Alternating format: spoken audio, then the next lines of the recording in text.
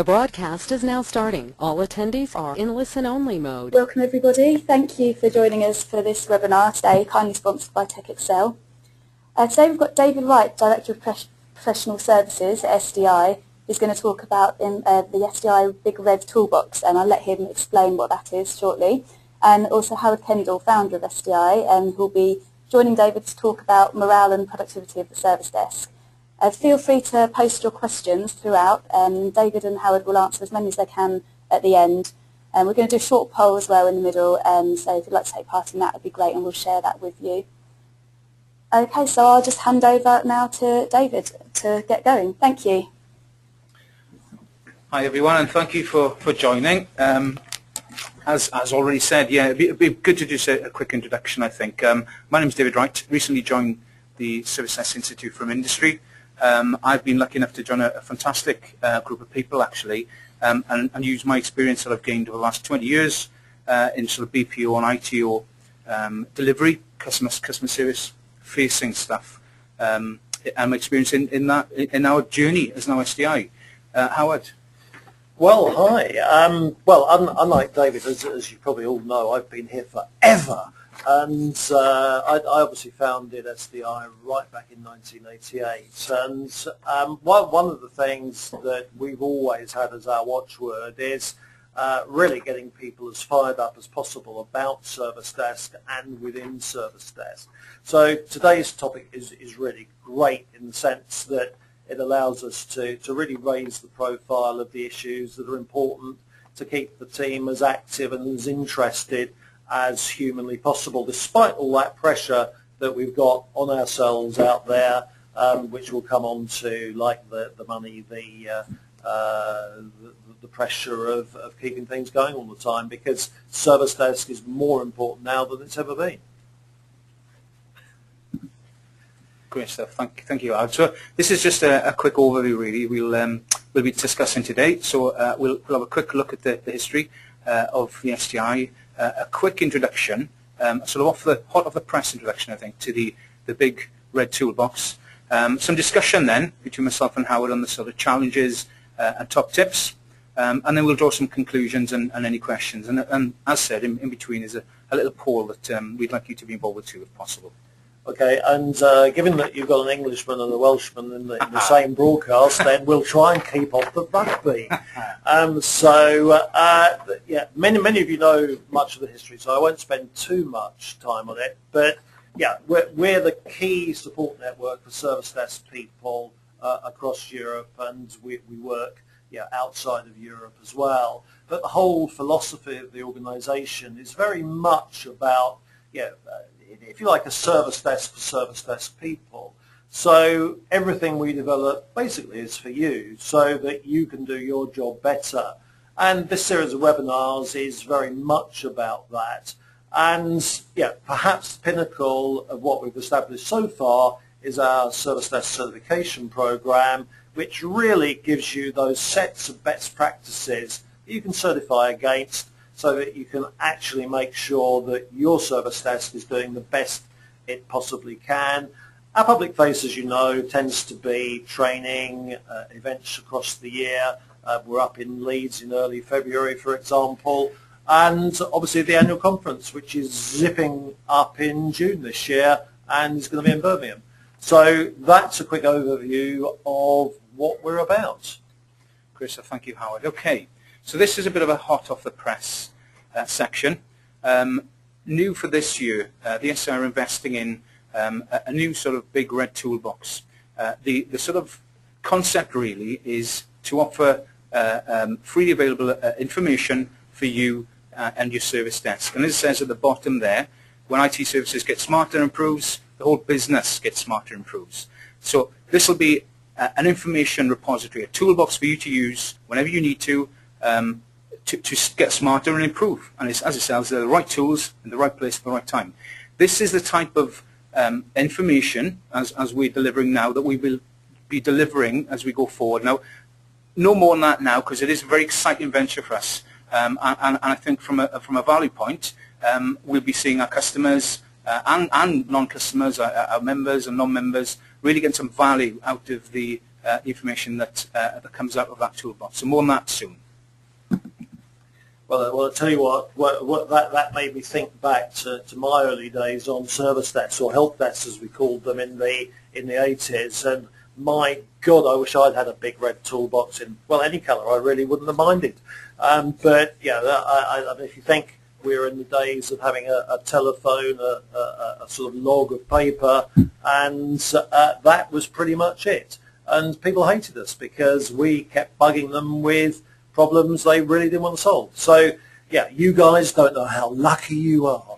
But yeah, I mean, today's world has challenges all of its own. And yeah, if I kick off some of the issues that maybe people are thinking of today in terms of what their staff really want, it's not about money, is it? I mean, yeah, we need the right amount of money so we can live a decent lifestyle, but that's sort of more of a comfort factor. What employees and staff working for you guys really want is, yeah, I mean, firstly, to feel proud of what they're actually doing for a living. They want to be able to say, I've reached the place I want to work and aspire to it, rather than have to apologise for not being in a great place. And to get into an elevator and be able to talk about their job, and the people actually say, wow, that's really great that you do that. Because many people see the service desk role as quite thankless. I mean, what's your first item that you'd put on your list, David? I think pride is a really good one, to be honest, as a start. I think certainly working in an environment where you are supporting really important end users and their business, no matter if that's an internal desk or an external desk, or if it's a sort of shared service or a managed service.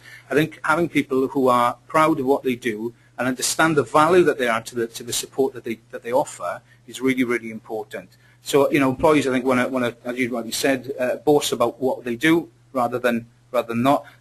That's just one of the main ones, I think, for me. I think there are a lot more.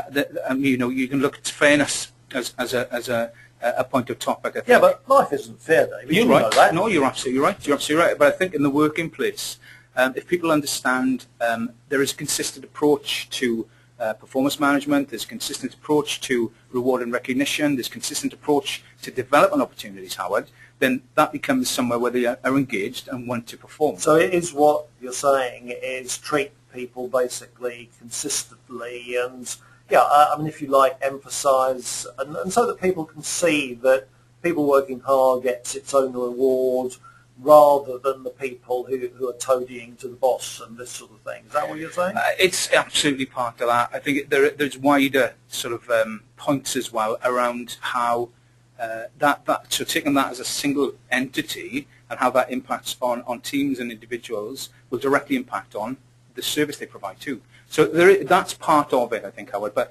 the layered approach to me is understanding the how when you build this engaged environment that these people are working in, where they're motivated, they're rewarded, that the output is excellence, and real service value. So, I mean, to me, yeah, that sort of excellence agenda has got to start from the top. You're right, it's driven by the top. And I think the best managers, the most inspiring people at the top there, are people who understand their people, who are engaged with their people, who care, who do simple things like smile, and certainly understand their people too, and that does generate an awful lot of respect for me. I was reading recently, for example, about the US Army trying to drive out toxic management, as they call it. So that's the disenfranchised manager, well, maybe not disenfranchised, but the step-away manager who isn't part of the go-forward stuff. And they're trying to sweep that out, and they're trying to replace these people with more caring, believe it or not, more caring people that will understand the output of having that close, emotionally tied in contact with your staff. Yeah, so really it's establishing that two-way relationship. And maybe the next thing for me is, yeah, I think something that I know you were talking about the other day, for staff to be heard by the boss, so that, yeah, that you feel if you've got something to complain about or something that you feel could be improved, your boss is going to listen to you. And you get the feeling that the boss actually cares. Yeah, totally That's agree. important to you, isn't it? It is, and I'll go back to that emotional connection and the sort of hearts and minds situation. I think once you've got an understanding and a trusted partnership between a manager and his staff, you get an awful lot of value out of that. I really, really do, you know. And these ideas that you encourage in people by using reward and recognition, or or simply thank you, or whatever you want to do, like goodie cabinets or whatever, that value add in an engaged group can add so much to what you deliver, and so much to your customer as a result. It's incredible. Now, if you don't think about that as a management team or as a team themselves, then you're missing out on a massive part of the potential of what you could be. Okay, yeah, no, I get that entirely, and I think a couple of other things that loom for me is I mean, some people they're not really maybe as passionate about the work that they do as we are, and I mean, you and I tend to be working most of the time because I mean, if you like, we regard work as an integral part of our life, whereas a lot of people come to work, they want to do a great job, but they want to go home and have a personal life at 5 or 5:30 or whatever it is. I think the boss really has to understand that, and also not micromanage and be more of a coach. Would you agree with both of those points? Absolutely. I think it's been a tough few years, isn't it? You know, and I think people certainly from business sense want more of their people continually. I think working in an environment where your leadership understand that there is a balance, that you're going to get the most value to your people if they are, if they have a personal life and a real work-life balance is really important, even in these tough economic times. And certainly when you come to the coaching aspect, that's a very important part of that. You know, how demotivating not having engagement through one-to-ones, regular one-to-ones that are meaningful, and demotivation through not being able to bring ideas up, or certainly from a mentor and coach perspective, not have a relationship. So I think you can really cleverly understand how you build in a mentoring and coaching relationship with your people. I think it's really, really important that. Yeah, I think the other thing, and in today's world, is it's a very stressful environment, and then if we can, as leaders, reduce the stress on people a little bit. And one of the things that I find most stressful is when people see other people maybe swinging the lead or not doing the job right or playing politics or whatever, and we should do something about them. We should get them fired or manage them out. I mean, to reduce stress, I mean, how have you done that in the past? Yeah, it's a tough one actually, because the service desk is an environment where it's high pressure. You know, we're up against some stress is good. Some stress is good. You're right. That sort of that tension thing is good. You know, you're on top of your game at some of those points, but too much can go the other way. So I think from a stress situation, I think having the opportunity to reflect as people and teams is really important. So it's not going to be 7.5 hours, 8 hours of permanent work. Along that, you can plan in time to reflect, engage time, breakdown time. You can do that very cleverly inside and outside work. So just forms that that you can take some of that stress away. You can that burden can be shared as well, Howard, and certainly understanding how to really share that burden across your people properly is again really a big asset to have, I think, in your toolbox. Yeah, no, it's great. So I think we're getting to the end of the challenges type thing. But I think one of the other stressful things recently that hopefully is improving is job security. And people want to know that they're comfortable, but also people are pretty competitive alongside that in that they want to do better than the team next door, or they want to do better than their colleagues in another environment. So I think that those last couple of things, combined with seeing that the management are doing stuff to improve things in the future, can reap huge dividends. Yeah, absolutely. I think that security thing is always tough. Certainly, staff understanding that there are development opportunities and that there is opportunities to move on to new areas within the desk. So there are roles that they can have, responsibilities that they can have, that there's an open climate, so you've got an open communication stream, nothing's hidden, it's very, very open. All that sort of adds up to a place where people trust, they trust the business they work for and the people they work with, and their management group as well. But yeah, I think healthy competition is really good, and certainly the service desks that I've been lucky to see so far and be part of, I've had a really good thinking process or thought out process around how they encourage competition in a very effective and controlled way, but in a way that's really, again, adding value to how they deliver service too. So yes, absolutely agree. You realise we've done 15 minutes and not talked about writing yet, Yeah, David. well, This is pretty impressive, isn't it? Perhaps we'd bring that up now, sure. Well, let's have we looked at some of the challenges. Maybe let's have a look at some of the top tips that people can use to increase morale. I think, one of the things that historically I've seen, that there are several areas we need to get right, and culture certainly is one of them. Creating the right culture that encourages motivation, allowing people to get some emotion and passion into it. As a Welshman, you'll appreciate a bit of passion. Indeed, yeah. Leadership style. Not everyone's a Richard Branson and has that sort of charismatic stuff, but we can learn from people like that. And I think your first point here, building a team with one goal, one vision, one mission, so that everyone knows where the team's going is great. How have you done that in the past? Well, that's probably one of the most important points in this whole discussion, I think. Investing time in understanding what your strategy is as a business, or indeed if you've not got a business that has a really in-depth strategy, understanding what that is locally to how you deliver, having a goal, the missions, having a really strong set of values are really, really important. And again, if you've not got that, if it's not sort of weaved through your business already, then you can do that at the service desk. So you can create your own mission, your own values, your own, how are you going to act type sort of scenarios. And I'm a real big believer of making sure that you encourage the right behaviours through the right values. And, for example, it's on the slides out there, as you can see, Howard. Our values: surprise, delight, and inspire.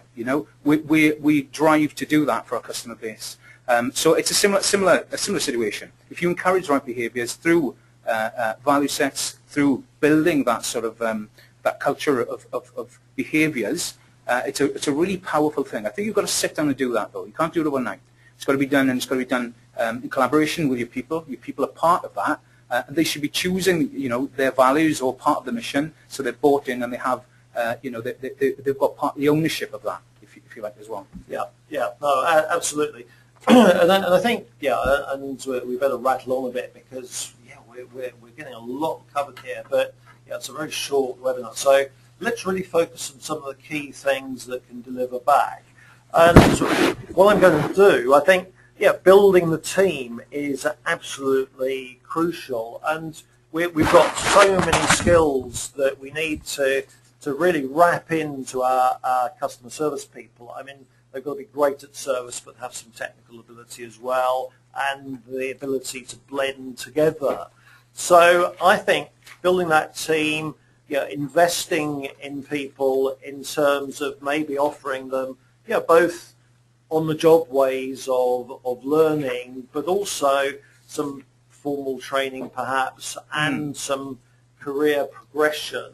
I mean, what's the best way you found of sort of investing in people and giving people that career development and the ability to move on steps? Yeah, it's a tough one. I think it depends on the business you're working in. Certainly in some of the smaller service desks, you've got to think really cleverly about how you do that.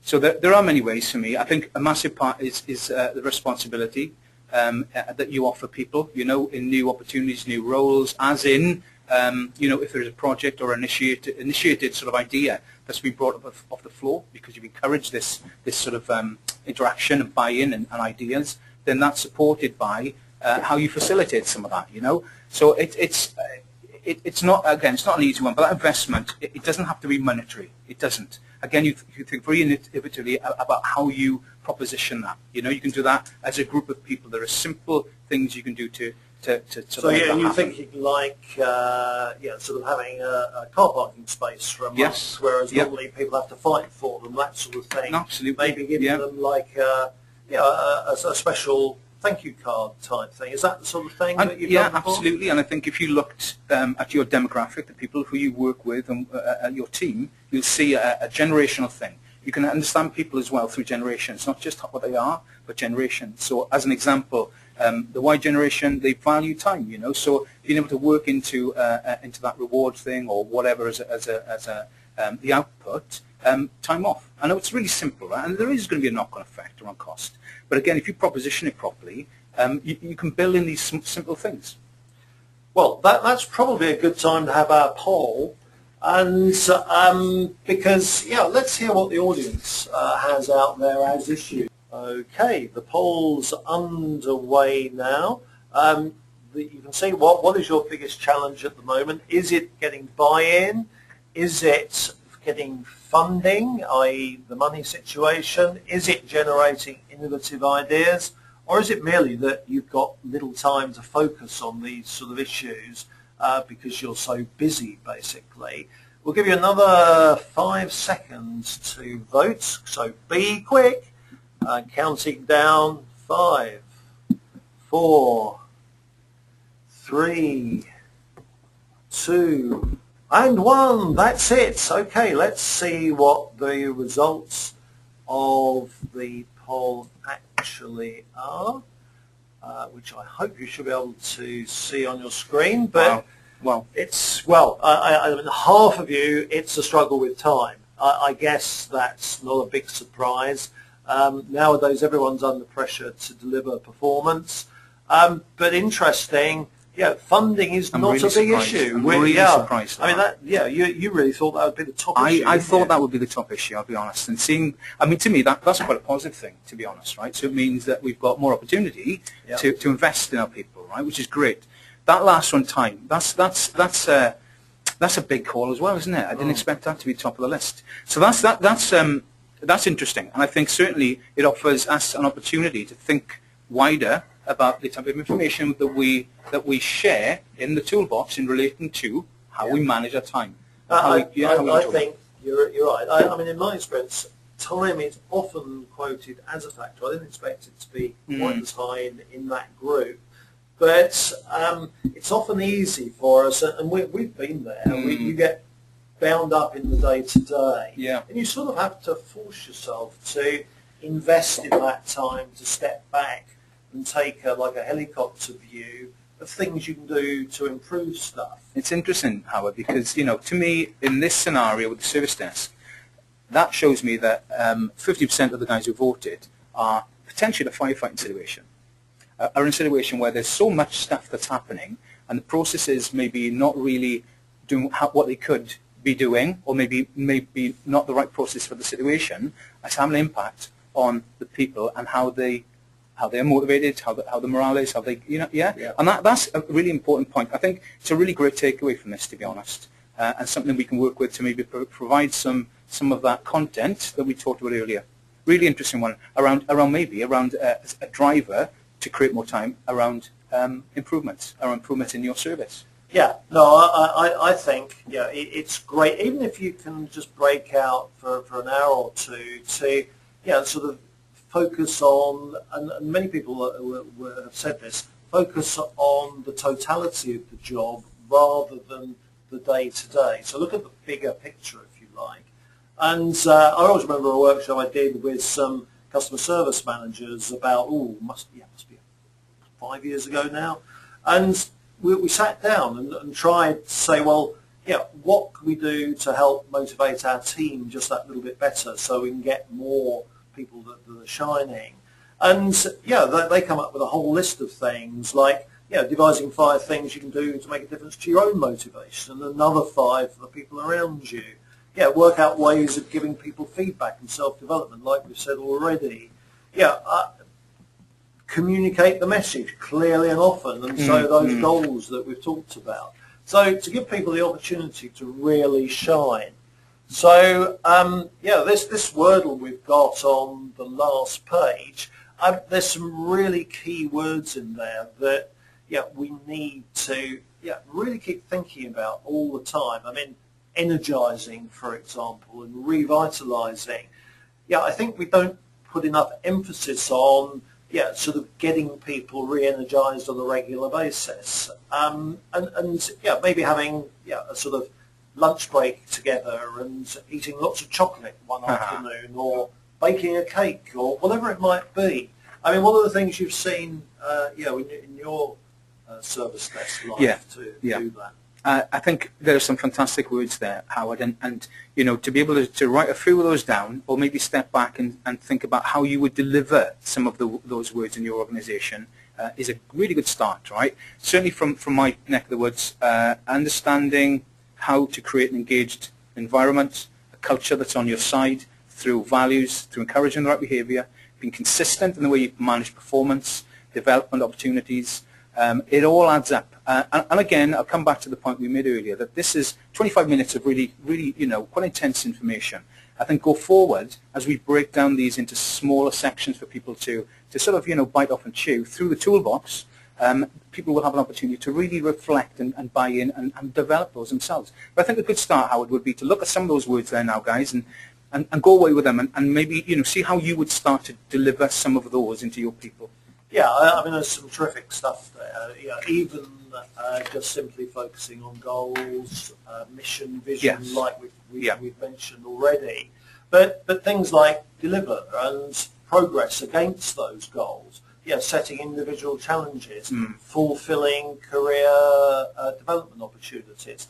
All of these things are relevant, and everyone has their own different driver. I mean, ethical I see in there. I mean, there are some people that are going to be working for you that have very high ethical standards. Absolutely. So what floats one person's boat may not float another. And one of the case studies I use quite regularly is Google. I mean, they've created an amazing environment with lots of toys and workshop environments and free lunch areas. So they create that sort of energizing work practice throughout the organisation. Maybe we don't have their money to spend, but we can learn from that and create little pockets of those successful things that they do. Yeah, absolutely, absolutely.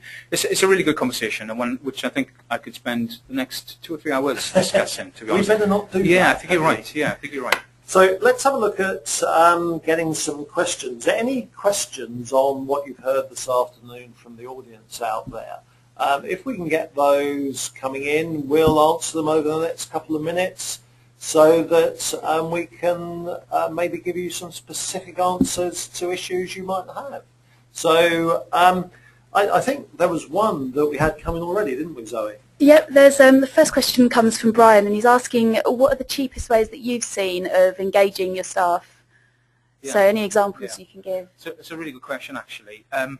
Probably the simplest way I saw of trying to build an engaged environment through something was an initiative called a Magic Pound.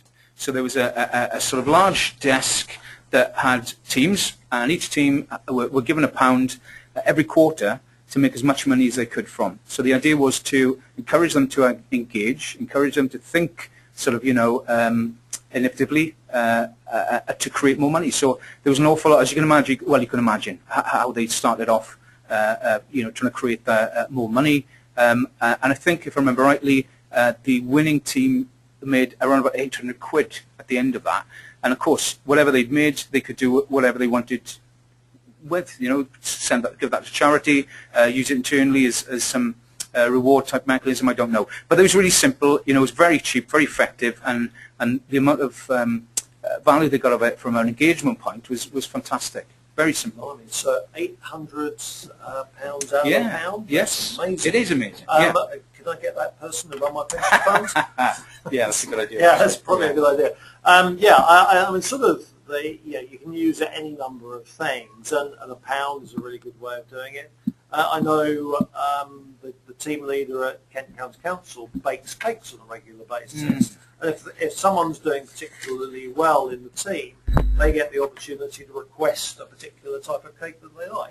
So, I mean, I'm motivated by my stomach, so those people are too, clearly. Yes. Great, okay, and we've got another one coming in from Anne, and she's asking about government environment. So can you advise the best ways to motivate staff who work in a government environment? So no money, no time, low morale. Oh God, Anne, that sounds like you've got the three horsemen of the apocalypse there. No morale, no money, and no time.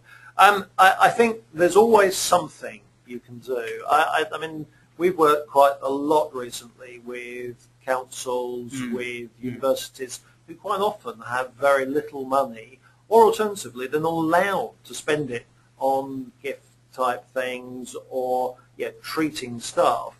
And simple things like the cakes we've just mentioned, like the magic pound, you can always find something to encourage better motivation. And I think one of the things that I talked about recently in the establishing what motivates you to come to work. Okay, we need the salary to fund our lifestyle, but get people involved in establishing the things that float their boat and try and meet those. I mean, okay, we can't offer them a huge salary, but we can maybe help them spend more time with a play group or a project to paint a school roof or whatever it might be. You're right, Howard. I think there are a number of things, and you do need to think quite initially, and you do need to have the buy-in of the guys that you're working with, and I think, obviously. I think a massive part of that is understanding how you act as a team and think, just having a group together, thinking about how they put something like this together, reward and recognition thing, whatever it is really powerful in its own right, and it can create its own momentum, So you're asking them to buy in, and think really cleverly about how they do that. There are things like, as I already mentioned, simple thank yous, being able to push really good news about people up the line internally and celebrate that internally is really simple. We've mentioned the VIP parking space, which is only small, but really clever, really, especially for a big car park. Extended lunch breaks, afternoons off, times off the phone, project work, so initiating sort of opportunities and ideas to develop. Secondment opportunities maybe between groups of people, and maybe giving an opportunity for somebody who's really showed some excellent sort of output, the opportunity to work on a separate team for a short time. So there are many things you can do, Anne. I think you do need to think cleverly, and you need to take almost, if you think of it, innovation as taking something away, right? So the best innovations are something's removed. If you remove the money and ask your people to think about it, they will think innovatively. Simple as that. Brilliant. Okay, and we are running slightly over time. What I'll do is one last question, and then the other questions that have been posted, I'll get those sort of included in the link that's sent out afterwards for everyone who's attended. So, do you guys want to pick one last question to answer? Well, which ones? We've got 4 or 5 in there, haven't we? So let's have a little look. Okay. Well, we can answer this one maybe quickly. This is from Ahmed Youssef. If you're a service desk agent, what's the shortest way to be a team leader? The quick answer to that is, do your job as well as you possibly can, be diligent and shine. Do you know, Howard, it's a really good question, actually. And from a development point of view, there's nothing better than seeing a career proposition that you put into action yourself developing, right? I like to think, and I'd like to encourage management leaders to think about that every team needs leaders. It's not just one team leader in that team. Every single person in that team leader has the opportunity to lead, right? To think of innovatively, to develop, to add value, and to lead as individuals within the team. And we talk about rugby, it comes exactly back to that. I remember quite a good English side, not a very good English side that won the World Cup, quite a good English side, and the team was packed full of leaders, right? And that's a type of environment that you definitely encourage through something like that, definitely. Right. So when Wales win the World Cup, yes, they'll need some leaders in their team. Well, they've got quite a few. They've got quite a few now, funny enough. Oh well, we managed to save talking about rugby right till the end. That was impressive. So thank you ever so much for listening, everybody. We'll get back to you with the answers to the questions that I'm afraid we didn't have time to answer in the follow-up. But in the meantime, thank you for listening. Thank you, guys. Thank you. Thank you. And thanks to our sponsors, TechExcel again, for sponsoring today's webinar. And I'll be sending out the links to everyone who's registered afterwards. Thank you.